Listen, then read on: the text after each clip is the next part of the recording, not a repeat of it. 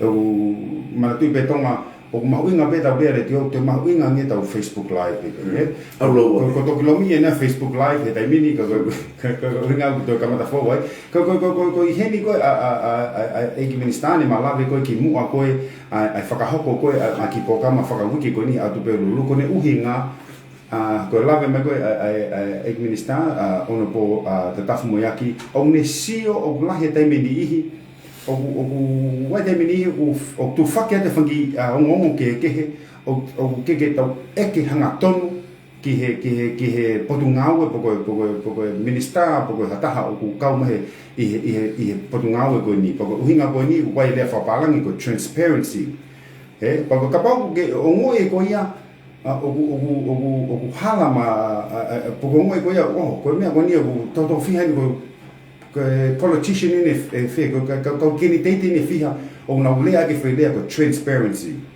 I pongpong ini tonga ko tonga te ma atu example of transparency ne ai ki fehui hui ko osi ki ono po tatafu moyaki ko fehui ko ni e tango e ka ko di pe te mo fano mo beto e fehui ko ni e lahi ai kau kini teiti mo kau minister mo kau representative te na lele na to me fehui ko ni ko sene fehui ko ni ki Ekiministan ko ne tali mai malo lala mai fehui te utari ai fehui ko uhinga me ko transparency ko me ko femau ke ai ke se ko I ni ke ave ke ka ripe ke na e ke fehui hanga tonu ki Ekiministan ko e tau fehui ni ki Ekiministan I pomponi ai o pe malo tatafu ki whanongo ke whamatala o ku ki ilonga hono ngawe aki e ki mautolu ai pure anga ai paanga tu hau ai whanua ki ho mo campaigni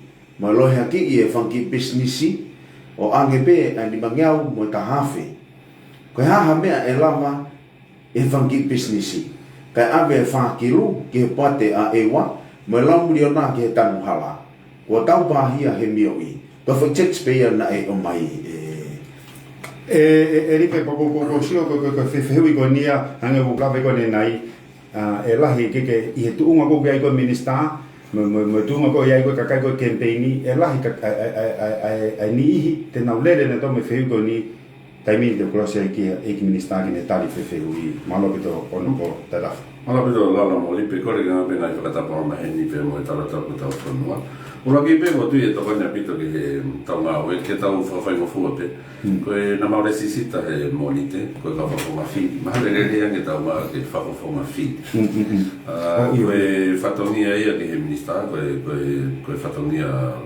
fa ka se vani tia ki puleanga ne tu ma pe ke ata ka e to ko nyang mo fa mo fu ka ta to ko fa ma fi pe to at magi fa ka lang ko na ko hi pe ko ta to o la ki pe ko fa malo ki he fehui o ke na hi ko ma winga fehui o ku hala ka ko me ma hinga ke ta to kan ke o la ki ko na wa pure anga mai ka kai ko to pe ko to ko ni ki fonwa ko pe he ko fa ya ka campaign fili ai ka ba ko hinga ke tu na wa pure anga ka fa ya te fili pe os ko kakai be e whangata ia tata te whito ki he kakai businessi peke ai ke mahino ane e lipe koe tokoni a e pure anga koe uhi koe fu whaingata a whakamamani lahi o ku ne wesia koe tak mamata o ku kehe pe ngai whika ka koe nau whakafuafua ki he whanua o ku lere koa ke teo miliona ai ngahi whaingamari o mau he whanua koe uhi koe kakai nau ahi me mito pure anga koe aho ni mori ai whainga mari e koe ia. Ka koe ngahi businessi ko una whekau aki, koe ka tak mamata pe, ka koe me ngahi businessi whewhakatau ake ke una ula vea. Koe tokon dua e pure anga, koe mea koe whatakanga i ke pehe whiri mana ko munga campaigni. E o tu la vea mo fua pe ngā wea pure anga ki ngahi tuko ki koe ia. Ka koe mea koe mahi no koe tu whakatoa e ni nai tu aki. Pea toi kore mai ngahi businessi. Pea koe tokoni na e peheni. Makatunga I ho o whakatu mai ho whema o tokoni he tohi kore pe koe application form o ku whairewa hono CV ia e potunga o tuku hau. O whakatatau ki he ngai whakamatala whakapisnisi ai business koe u kore mai. Ko ki nā tolu na ma mono ia na kamata me pa anga taha kilu. nei ni na manu ia taki fata tau be ki no sibi po tunga tu hau o ari foi be o fit mano ni ma fi ne dola na business na fit o ari fo be he foi be ki na ko ki na tolu ko ne ari fo ko o ku kai ke fu mahino hamore na ka ge be na ki fa na ta ia na ko ki na tolu na ta hafe to ka be ke mahino to be pero ni manga o le ba na business ya ko o te ke necessita pe ko ki na tolu ko business without walls ai ko informal sector ka ko ngahi business be o whakaata he lao ko hi ko na tula da mai business o ke kamata ka time ka kato he aho pero ko te mai no pe ko na to ta ngo ko na to ke no fangi firma na fangi koloni mu tu ma te to mo ai ko to ko ni ka ko ne ko blau ko lo to pe ke ka mahino o ku e la vea mo fua e ngai nau e puleanga ka mia ke mahino ko to ko ne puleanga pa ke ho pero te imagino ele va ko to ko ni o ku hinga ia ke hake ati ana business ki o te na fula bea pero e tem ta be o fai nga o manga sino pe ka waki ane ko chambers of commerce ko ka fo fonga ka kai me na hiro tu motu pero to kama li pe na mo tu ko ki hena ko i ko to ko ni ki he ka pa tone ma ko ka ta va ka e wa sei be e wa ke mo me o wa ma he ni pe to ko ni por anga taro de fito ki he ngahi ngā ue firma te fito ai kakai ki o tu motu pe wanga maheni pe no to konia e puleanga ai whakata pe hangai ko niwa o whakapaanga mau pe e puleanga e lere waka ke au ki niwa he kapau e whai ia ki he maa kwa se niti me he waka he ke lere waka e pe koe natula ta tau pe to koni ai ko me ke me he kakai ko ngahi to koni ko no whai puleanga o whai no korea pe o ke ngahi makatu una ke whai e to koni ka ko whakapapa ibe e lawa pe ke lawa mo fua ki ha te sio te ke ka kata na himea te mao tata ko ki feu beni he ko ma ko hotari mai ke ai pe ke mahino i he tonga ko toa ko taimi ko tata fu o mai ko ha o pa ki foi seniti sino seniti ke whakahoko ha foi ngā ue hangi ko ngā e hala hangi ko taulanga ko e wa o wai ka kai ni ihi o na ko ilo o na fam fehu i mai ka maua po ko tonga ko media ha me ke to mai se ni ti ko ya ai e ka me ke he ko ni covid ha me to o lava nai po ko ha be foi seti ko ai foi sino pa anga ko ha me o pa pe ke fa ho ko ke foi ngau ko ya ko me ma ve na dio ko tali ko fe wi o malava ke ka ke pe no ai makatu e hala ia ke lele ia ngau pe tawa to tau e to mai no e to la ia ngai ai mo le tata ni fito ke ngai ngau e la hi ka me me ko fa mai ma wi na ko pa anga ngau ko to pe pule anga o fa ma fai me fa le ia ai ko ne patset ngau e ki tau pero pa anga ngau e ko ia o makatu ngai ni palani fa ka potu ngau pero mo palani fa ka pa imagina fa ka sector anga ko mo to tai ko lang hat hangai ko potu ngau e ka fa to ni ka mo tuan ka ko o wanga maheni pe ka pa ele hanga o pe ia palo palema pero la vale que tu en agua ko ia ela vale vai o be fo na mo tu ni na agua que ta ofena agua ko ia ka to ba na ko ia o fa ka hanga ka pa pe ko ngai tu ni ko ke fu la ko ni pule pa ngai pule ana pero que mo la que fa ta ko lo ai ko ne ma fai tu ni ka ni ko ngai ma o pe tu wa pe ma o ka ta peko ai ko ocupau que fai gato na hinga ko ni ka pa o ta ofi hanga o ka fa ka po pe fai gato ki ai ko ma ina fo que me ngani mo no pele ngesi la he ko ta fa ta be hanga ko ta no hala o la ba que ta no hala i tomata ta no hala i baba ta no hala i hanga ko ni na lo ta ma pele nga i baba ma e me nga we ai pa que ta ria que nga me nga we que le ka to ho ka te nga we pa ko ta mi fa la va fa no fe a ni ora be u ta ta mi si mi ha pai que la va nga we pa ai ko nga me a pe e la va que fa no ka tu nga ka me pe ko to que ma ho ina o fa la yo no ha que u ka nga pe ko la ve mo fu a fo que ko ta mi fi e la vea mo fu pe que tu aquí o nga que nga me ko ni que campaign ka ko me pe que ma ina ko ka nga fa pule anga o koe ke nā politikale nā tō. Koe kau e minister ko nā whiri, nā politikale. Ka koe kau mai whakapure ana nā whakahoko ngā ue. Ka koe ki nā tōru nā whai whakaiki, ki koe nahi pāgani mga i mea koe ni. Ka pāke nā hanga whapapoi, koe ke mamau e tutu, te wahala. Koe kau ngā ue, koe ke nā politikale nā tō. Tadafu ko whangatai e teimu ko tala noa i he teimini ko whimea kone ke whakatontonu i mai koe au i he kamata koe tala noa ko pehe mai lala pa moripe tonge tuku noa i atu ai whakalangilangi ko ia ko au koe whakafofonga ste vāniti pa koe teimini tadafu ko tala noa koe ma eiki minister pa peke whakahoko whimea koe eiki minister ko hau koe he pompongini o pehe mai ke tukunua ia ko au ko whakafonga se maniti. Ko hawhi, ko hai uhinga o ke hango o mai pehe ia o tala mai pehe mai ka maua mori pe ke ma address pehe i koe i he pongpongi he whaoue ka maua. Whaoue ka maua tamu ma tala noa ma eiki minister babu me a mai eiki minister ko ke hau ko ia he pongpongi lo pehe mai address pe koe au ko whakafonga se maniti. Ko hai uhinga e tatafu. Tama pena mauhala, ka koe uraki pena nā whakai nei no whakalotu i ke te liu lao ka e hake ni koe eki. Ka ku mahu inga ne koe kōwhoroa mai ne ai wilo holo he wahenga. Pea ko nā kua moi pe o ku whaingata e tala noa. Koe uhi koe lākanga. Pea ku kau mau pe ia he whakaawa mau whawhola whalaka whaitarana. Koe kone pene whakawhengo fua. Ta koe ko whia whakauru ku mau o si le sisi taini ka whawhonga whiri. Ta koe hina ku patu atu. Ke ta mau pe whawhonga whiri. Tatafu ko koe, tatafu nai whiri mai koe mei tua. Ke hau o whakahoko whi lākanga koe whakahoko koe minister koe i tawhaki koe trade. Ka koe hai a uhinga tatafu i he taoni ne ke pehe kia koe teu hiki nima wia o whiri me wahenga koko iai au koe tonga taku wha. Ai mea mahoinga penia lala, koe motuani whakena ngā whapureanga pe tau lahi, o he tau e wanoa. Pea mau i manu ia o ngā oe ki he pange whatopureanga, pange la whatopureanga. Loa pe pange mamani pe moe pange whalaka e sia. Ka koe taipena e ui mai pureanga ke whoki mai. Aina mahina whoki matuan toke tukuangi o ngā oe. Naka i whaingataa ke utarina e nā usaan pekimu. Ka koe mea pena mahina ke matuan kone whoki mai ke pureanga pe paurewa ke te hoko atu ai pe ki politikare.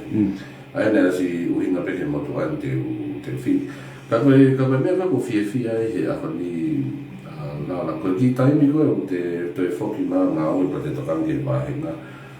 Oku kapana e toka maari e mea katoa behe wahenga. Fia kakai, ke te iaha wheto aki hina mahi whia mawiri. Ko te iau ke te whia mawiri ke tau o mai o te whakawhiki. He koe ui o ulelei pia whakawhofa e whawhatongia ki he wahenga. Ka koe mea kone mahi no oku ikai. Oku lahi apito ai kore tokoni. Pea lahi apito me ngai whia mawiri o ikai wheau. Hange pe koe nofo koe kolo nā tokanga pito ki toka maari ngai ngā pureanga ki ai. Pe koe hala, pe koe mai, pe koe uhila. Koe ki montu ko sia u wapu pe kakai ai o whamile taha wha. O tike ki au ke uhila, pe moe mai. Pe una whawhalala ki ngā hi mea la. Ka koe uhinga pe alala pa koe taha pe kia eko fia pe ke o toko lahi au pito. Ai pōpō mai ka inga, oi wahinga, moi whamini. Ke fotu ke pole ke whatongia. Ko uhi pepe mai amanak nere e toko. Ko kau mau te tawhi ko watu, ko nofo ki e ria koe tonga tapu wha. Ko sio ke tawhaki koe ni ho mahino ko se sisita a hua walu koe septema. Ko taimini ko whakahoko rewa ai ngāwe ko campaign i holo mo alholo i he tau ki e ria. Ko hai ki mea poko haki ki fo i policy o ke tū aki ke tau ki e ria ko tonga tapu wha e makehe ange koe ia e tatafu pe mo toenga koe kau whawhonga whiri ko kau koe me tonga tapu wha. Ko si talaki holo pe e te lele holo. Ko ane a fifo ki ko tau whanua tape hepe nai lele. Na tau o moi he tau tupu hake o mau, pe o menino a taunga. Ka koe moi e motu ane a hani hange pena o hake o ku lahi apita nahi mea o whepaki. Koia. Whakasosiare. O ko te usi mahino pe whai tō kona tapu. Ka koe tuunga whakalakalaka lelei koe tau whanau he ako moi mea. O kui kai ke tau o moi o kia tuunga lelei. Ai au lahi apita nahi whatongia whakakoro, whakawahenga. Ke tawhama puke nima ki nau tō ke o te nau he koe ki hala lolo ka koe noa whewhe. Ka koe tau whema koe tau whanau ke alu lelei pe nau alu hake o mao nau mai whenga maari. Koe mea ko mahina taimini o lahi au pito ai a whewhe e whanau he ngahi mea. E hoko ia koe whaingataa ka te nau tō he kaha. Ko whatata pia pia ai whangawaka lo tuku kau ai. E whai magi sawea he mahanga tau e nia e nima mea. Ko ki nau tō koe tau wako tau sibi koe he ngahi kōrisi. Pe se te whit noa koe ki nau tō iako nā tōri. Ai aku o hinga pe ia o lahe ngahi mea ke whai hono o sio whaki. Ka koe whakatātā pe. Ka koe tokanga pe au ke ngahi ka wenga. Ka whi mau ke whoki mai ai manu. Pe au melino. Pe au ngahi manu ia ki e wahenga. Ka koe tokanga pe ke mahino. Koe whakaiki. Koe ha ai ngahi uni mea. Koe mea whai ngā te mini ke whemena me kakai. Koe kakai ia me wahenga te nau tala mai ngahi mea. Ke whakatonton mai anga whotutu. Koe mea koe tokana lahi a motu ani koe whau ngā lala. Ai koe mea koe whai ke sio ke ngau ea ke ngahi whau ngā whakaona koni. Ke hono whakatutu. Ai ngahi ngau e koe ke whai. Pea kau mai eiki me kau whewhe kau e wahenga. Ke o lalelei. Ke o lalelei ani. I he uhinga lala o tonu ke taki mua e wahenga taka taka wha. I no langa tau whanua. E ko tui te mea e pe koe uhiko e ne tuu. Te tau whakawhiki ki tatonu e ngai wahenga ke hepe ko whiu whakawha wha. Ka o ne tuu koe uhiko e koe tau anga koe uafu whakatoa pulea ngā i. Pe koe me uafu whakalota whanua. Pe mo ngahi tuu whakabusiness o koe ke pehe hange koe small industries. Pe koe whitu o whai a ngai ngawe anga whakabusiness. Pea mahalo koe wahenga ino ku ihe lau pea matua tōlahe nahi api aku wako anga i orunga kai ke ngata pehe kōrisi ka koe nahi ako anga whakateknika re. Ihe ne pehe o lahe nahi nau pea moe whainga maari. Ka koe tōranga motuani ai pau ke palani whakarele. Ke tau lawa o sio mata, i tau wahenga lau, o kea ngai whakailonga koe nofo koe e koro, u tau whakamaupopo ki helele. Hane koe ni. Ka pau ke hani iho nau me hange koni mau lao kai ha no ngai mea pehe. O tanga me nofo e koro ke whakailo ke kau mawhai ke tau. Ka pau tau sio ke whanau wako e koro o ku lahi aki ako o tawawe e tau ngāwe ke whai hangahi prokarama takon ki ngai whanuri me ngai nofo e koro. Ke puke ni mamai ki nau troki o te nau mamahe ki hako. O ke ngahi mea ke tawa ake mo ui ki tatu mo i lelei. O whima ke tatu kanga ki nā pe tata te whitu ka te nā tau taka mai mai. Mo ki nā tau ku whima makehe. Tau behe ku o ke anau ngā hi whakotua makehe. Ku whima o tokoni. He koe whiri lahi taha whakoe ki he no toka ngai lelei ki nā tau e tau masima. Ka koe mea o behe motuan. Koe whaunga koe a hono palani lelei. Whakapapau i o ku tau maa puke ni ma mai whare i ari nau tolu han nau tolu e ta whaki ko ia. Pea mo hono whakapaanga. Ko tui ko mea e whaingataa. Ka koe tui e motu ani koe ta whaki e lau takon lahi. E tatafu ki whewheu i whaospeni ki e pompongini para toki ko tui pe e ai u whehu i ke wika hau ke tatari e u whehu i ko ni. Koe mea koe hiki nima ke kau he peke kau ke whakafunga whiri kita. Poko hiki nima i he kore i he whie mau ko me puri anga ke whakahoka whengau e koe minister. Koe hiki nima ko ia koe mea lahi apito te ke whakaukau mo koe pe mo whamiri he. Ke ilo he tonga kotoa koe ngau e koe ne ke whakahoka koe ki mua ta tafu. No si lava pe koe ia o tahui koe mo whamiri i he tuunga o tuunga whakapaanga porque tu unga o que io porque tu unga whapanga he ulahe taime nihi o tau pore ke o mai hataha o ko osi tu le lei beia he ko tangu ne whakahoka koe ngā koe ke pure anga o ne whakahoko pe ia ke kakai whanua he unga ko tu unga ko ki ai koe ia mo ne family i finance ko i he paanga o tunga le rei ko ilo le rei pe a koe e tatafu neke osi ke ngā koe ne whakahoko ke mua osi ma be ko ia ai vahenga le rei ke tauhi ko mo family ko ha uhinga ko fitala no mo family te ke hiki nima ke fa ko finga ko ni fa finga ta ke ngata be ia e taimi fili e ai taimi e ai ka kai te nau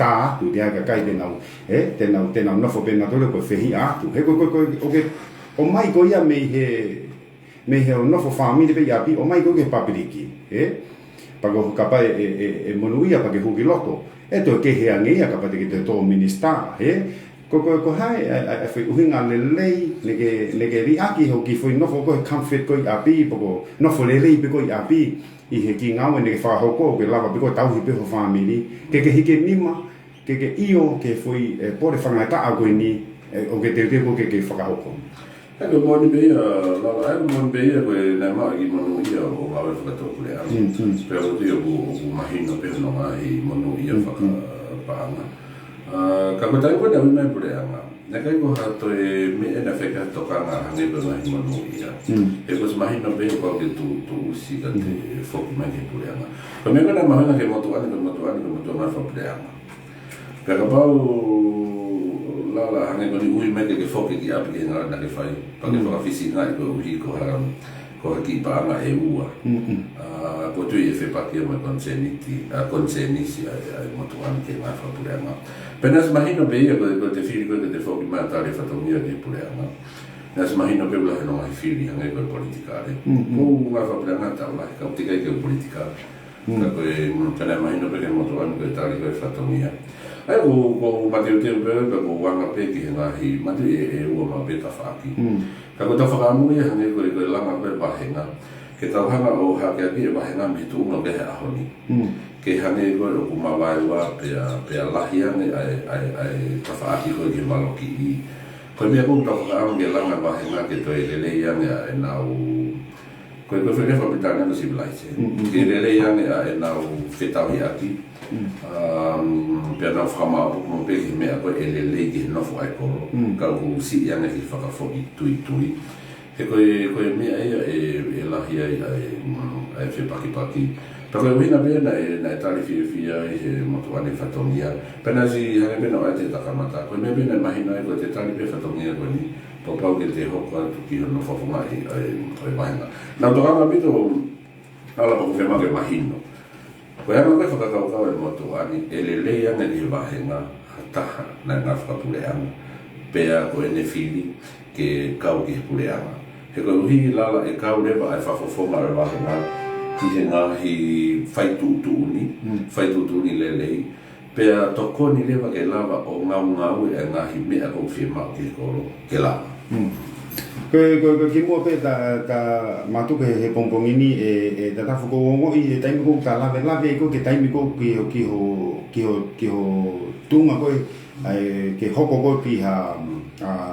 fonga firi o ke me lahi pe ko ia o lave poko ho tala noa ke vahenga ke tunga whakapaanga whonua mo me hafua ka ko no sio mai ko i he talaiwi mo whanongo mai ke ki whamaala nge o background ni ko uhinga o ke me lahi lave pe ko ke tafaki ko ni ko uhinga ke ho ilo ko ke tafaki ko ni ke na plaha ka ka no whanongo mai no pe mai ko te tafu mai ake me no fo bea ke hike to tunga whakamahe ke tau sio ke tunga whakapaanga whonua ko sa ia he unga o wai uhinga o ke me lahi lave ke tafaki ko ni ai be tamua fo dala o nga be ko ki mo tuan ko te malo hinga ai ko nga ko pure ana ta o wata pa mimi ko ta o ba ro ko pure nga o ni mo tu nga ke he ai ko nga ba nga fo no ai ko nga ko ba nga fo no o ka be malo hinga ai mo tuan pe fo ki palan fo economica mo no Koe pangani langa whakararaka ke whanua tau o furu koe a oske wanima, me tahni ma ke wanima. Nai whakakakato he taimina ke i pule e motoani he koronga panga. Ai koe ngahi ngawe koe ni bea mo mea ka wofia pito ia ki he whakakaukau ai motoani. Ka kotui koe mea maho inga he ni lawa nea mo pe koe whiri wharearea mo whaafamu whapetika reo whakalahenga. Ka koe mea maho inga taha koe tau whanua ke tau whakaheke heka ke lama tau whanua ke whakatataha i tau whanua. Nea mo whakawahewahenga constituency. Ka koe i he taimi ta tau koe ne lelei anga ia koe ne monu ia ai wahenga. Ka oku e pepi toka make ke wahenga tamatawha. Oku tui whakapai matuan. O tonu ke toi lelei anga tamatawha. Toka tamatawha o tonu ke ne taki. Ke langa whakaona pōne ta whanua. Mahalo pito te tafu i ho lava mai i he pungpongi ni ki tala noa ko te tafu mo ia kia koe whawhonga whiri whaerea ia me he tonga tapu wha. O hange ko te whaosi pe ta pokama pungpongi ho whimea ko ke toki lave mai ko ki ai. Koe whanki mea o tu aki koe e tatafu mahino pe ia o hangi koe ne lawe koe ne nai mahino pe o ne au pe o takai holo i tonga tapu wha ka koe mea une tu aki e monu ia whakaluku fua whanua he koe ne monu ia whakaluku fua pe whanua koe monu ia ia tonga tapu wha ko popo ia he ne ki mea o tu aki ko ka pau wataha me tonga tapu wha o whanongo mai ke mana tu ia hingoa ko tatafu mo ia i he tau mai ta pokama. Koe ki whakasi pe lala ko tuipe toko nien ka pau e alo te ki ta pokama ko loto pe ke maa whakamare ke whamahino pe ko moto anu rere tawatai ko sio pe ulahi pe nahi mea ku whakahoko mai. Nea pe ko i he pureanga ka ko osi whakamahino pe rere tawatai pea o mahino pe ke moto anu o ku iai pe mai ngahi whakatutu ke o whai ake na campaigni. Ka i moto anu ko hi ko te whatongia whakasewanit ke pureanga nai pau pe ke te rere tawatai. Pe ko tui lala koe mea mahoinga pe ke whakaukau ke wahenga ke tau whiri ke mea koe o ku whalalaanga. Ke te au koe mea koe mahoinga ke te whiri tawatai na. Ke te tawatai na, ke te whiri ki he lelei mai wahenga mai whanua. He ka uhi o ke ngahi whatutu ke. Pea koe o sia no ngahi kupu mahino he konistutone. Ke tawatai na makakai. Pea koe ngahi whatutu ke whao maharu aonge whakaukau ke ai wahenga whiri. Ke no ngahi tunga whakalau ke whalalaanga ke tuma pea tuulo. Pea whauki mai begi ke whihui koe ni anga tau no who lau. Ko whee mea koe tene whakataha i ki tau tolu, ki tau mai whakataha, koe mea lelei. Kia te oka pau kia mea tene hanga o waitu ua e tau nofo, pa ne toi hanga o kaiha asi mai ai whakakaukau a ki nau tolu o ikai. O tanu mea ke tau whakakaukau lelei kia, mo whehu ia, ko whee mea au maane ki e tau nofo. E te tafu na osi teu pau ke whiri a koe pa kapane ke kau koka ta whaki ka koe ko toi whia ni au ia.